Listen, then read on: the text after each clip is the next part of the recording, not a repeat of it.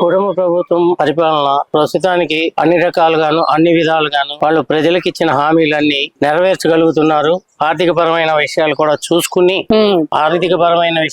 చూసుకుని ఎప్పుడు ఏ పథకాన్ని అమలు చేయాలి, ప్రజలకి ఎంత తొందరగా దగ్గరికి తీసుకెళ్లాలి అనే నిర్ణయాల మీద కొంచెం వెనక ముందు అవుతున్నాయి. అయితే ప్రతి పథకాన్ని కుటుంబ ప్రభుత్వం ముందుకు తీసుకొస్తుంది, ప్రజల బాధకు తీసుకొస్తుంది. ఉదాహరణకి గ్యాస్ సిలిండర్లు ఇచ్చారు ఫస్ట్, అవి సక్సెస్. అలాగే మహిళలకు పెన్షన్ పెంచారు 3,000 నుంచి 4,000. అదే పెన్షన్ గత ప్రభుత్వంలో 250 చొప్పున పెంచుతూ వచ్చింది.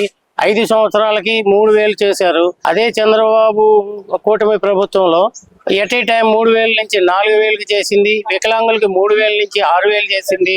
అలాగే కిడ్నీ పేషెంట్లకు వచ్చి 10,000 రూపాయలు ఇచ్చింది ఒకేసారి. 15,000 రూపాయలు కూడా మంచం మీద ఉన్న వాళ్ళకి, బెడ్ రెస్ట్ లో ఉన్న వాళ్ళకి 15,000 రూపాయలు పెన్షన్ పెంచింది.